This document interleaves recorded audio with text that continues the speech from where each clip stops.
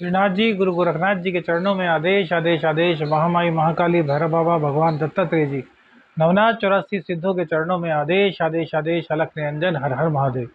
आज बात करते हैं मिथुन राशि की। शनि देव का वक्री काल मिथुन राशि पर क्या प्रभाव डालने वाला है? क्या फिर से ढैया का असर शुरू होने वाला है, या फिर आपके सभी बिगड़े काम बनने वाले हैं? धन की स्थिति कैसे रहेगी? स्वास्थ्य आपका कैसा रहेगा? प्रेम संबंधों में कैसा निखार आपके आएगा? इन सभी चीजों पर आज बात करेंगे। देखिए, शनिदेव के वक्री होने का मतलब है कि भैया शनिदेव की पावर बहुत बढ़ रही है। अब शनिदेव वक्री कभी नहीं होते, यह सिर्फ दृष्टि विज्ञान पर आधारित है। ज्योतिष हमारा जो है, क्योंकि हम एक सीमित ग्रह पर रहते हैं, इसका नाम है पृथ्वी, और पृथ्वी से हमें जो भी आभास होता है उसी के आधार पर हम दृष्टि विज्ञान से ज्योतिष को जोड़ते हैं, और ज्योतिष दृष्टि विज्ञान पर ही आधारित है। अर्थात जो हमें होता हुआ प्रतीत होता है उसी के आधार पर यह सब चीज़ें होती हैं। तो शनिदेव फिलहाल आपके नवम भाव में गोचर कर रहे हैं, जो कि आपके लिए बहुत ही बढ़िया है। आपके जीवन में शनिदेव ने खुशियाँ लाई होंगी। पिछले अभी जनवरी से के बाद तो आप महसूस कर रहे होंगे कि आपके जीवन के रास्ते काफ़ी खुलने शुरू हुए हैं। अब शनिदेव आपके लिए कारक भी बहुत होते हैं। देखिए, अष्टम के और नवम के स्वामी हैं, और नवमेश का नवमेश में ही बैठना, इससे बढ़िया स्थिति और क्या हो सकती है। लेकिन अब तक यह कुल 4 चीज़ें देख रहे थे, अर्थात 4 आपके कुंडली के हाउसों को प्रभावित कर रहे थे, लेकिन अब यह 6 हाउस को प्रभावित करेंगे। और जितनी शक्ति से पहले यह जो भी कर रहे थे, अब उससे कम से कम 5 से 7 गुनी शक्ति ज़्यादा करेंगे, क्योंकि कई गुना शक्ति इनकी बढ़ जाएगी।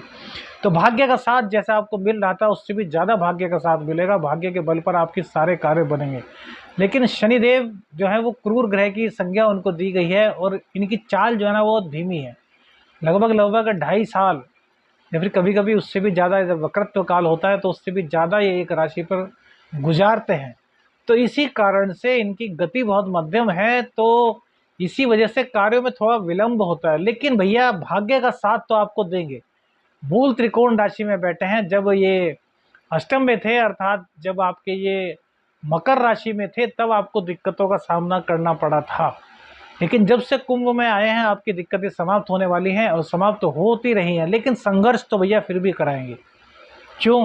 क्योंकि भैया अष्टम भाव जो है वो संघर्षों का भाव है, तो उसका अब जो है दोबारा से आपको थोड़ा सा स्वाद चखना होगा।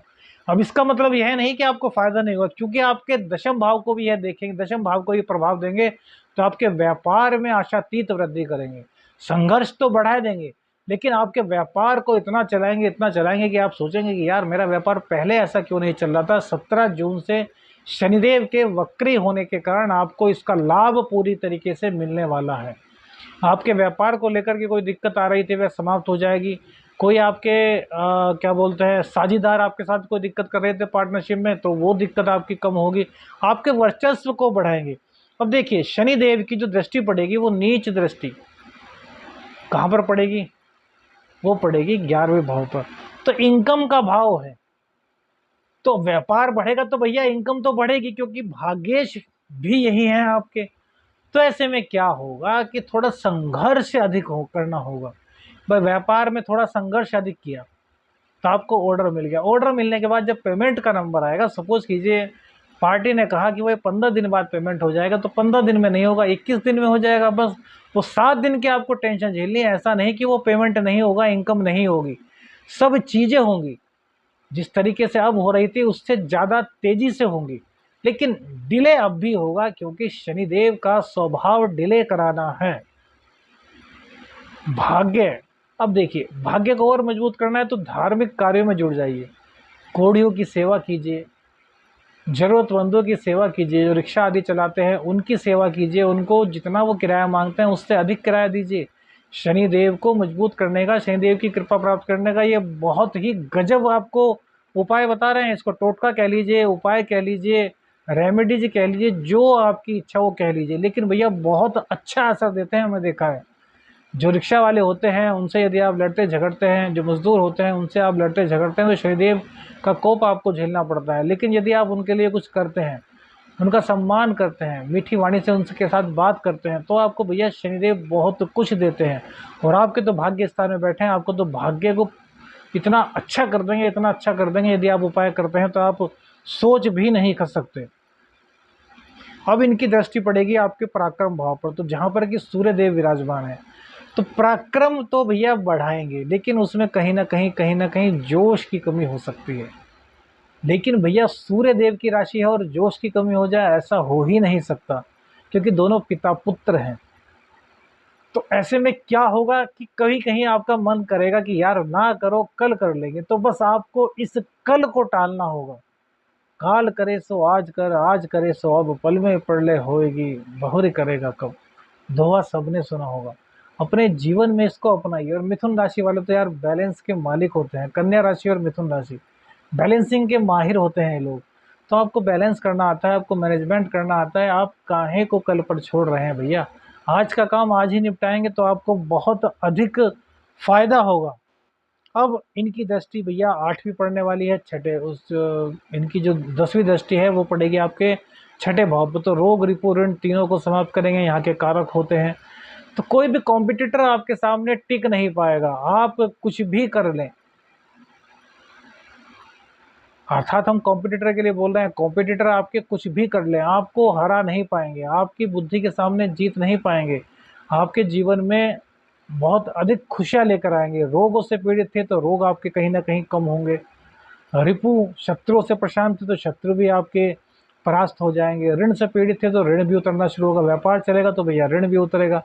अब बहुत से लोग पूछते हैं कि गुरुजी ऋण कैसे उतारें? तो ऋण उतारने के लिए तो भैया अपने इनकम के रिसोर्सेज को बढ़ाना होगा, जो कि शनिदेव आप करेंगे। आपके व्यापार को बढ़ाएंगे, व्यापार बढ़ाएंगे तो आपके वहाँ पैसे की आमद ज़्यादा होगी, जिससे आप अपना ऋण उतार पाएंगे। लेकिन हाँ, अष्टम का फल देंगे, इसलिए पहले से अधिक संघर्ष आपके बढ़ा देंगे। ये बात ध्यान रखिए। जैसे व्यापार बढ़ाएंगे, इनकम बढ़ाएंगे, उसी प्रकार से संघर्ष आपका बढ़ा देंगे। तो आपको संघर्ष से किसी भी हालत में मुंह नहीं मोड़ना है। उपाय के तौर पर क्या करना है? मंगलवार में, शनिवार में सुंदरकांड का पाठ कीजिए। सुंदरकांड का पाठ करने से शनिदेव की प्रसन्नता मिलती है, क्योंकि हनुमान जी प्रसन्न होते हैं, श्री राम जी प्रसन्न होते हैं। श्री राम जी और हनुमान जी जब प्रसन्न होते हैं तो भैया शनिदेव की कृपा आपको अनायास ही मिल जाती है। शनिदेव का वरदान है कि जो हनुमान जी की उपासना करता है, जो हनुमान जी के शरण में रहता है, उन्हें शनि संबंधी कोई भी कष्ट, कोई भी रोग, कोई भी आपदा उसको छू तक नहीं सकती। तो सुंदरकांड का पाठ कीजिए, हनुमान चालीसा का पाठ कीजिए, हनुमाष्टक का पाठ कीजिए। तो ये सब चीज़ें करते रहिए और धार्मिक कार्यों में अभिरुचि लेना मत छोड़िए, क्योंकि शनिदेव जब भाग्य स्थान में बैठते हैं तो ऐसे में कहीं ना कहीं मन में विरक्ति का भाव भी आता है। और यदि आप शादीशुदा हैं, आप गृहस्थ आश्रम में हैं, विरक्ति का भाव आएगा तो भैया परिवार पूरा विरक्त होगा ना। तो इसलिए धार्मिक कार्यों में जितना अधिक खर्च करेंगे तो आपकी विरक्ति जो है ना वो संसार से नहीं होगी, परिवार से नहीं होगी। धार्मिक कार्यों में खर्च करने से आपका धर्म बढ़ेगा, आपका पुण्य भाव बढ़ेगा और शनि देव की आपको कृपा प्राप्त होगी, जिससे कि आप सही दिशा में अग्रसारित हो सकेंगे। राशिफल अच्छा लगे तो भैया कमेंट्स करके जरूर बताइएगा। लाइक, सब्सक्राइब और शेयर करना मत भूलिएगा। आदेश आदेश अलख निरंजन। हर हर महादेव।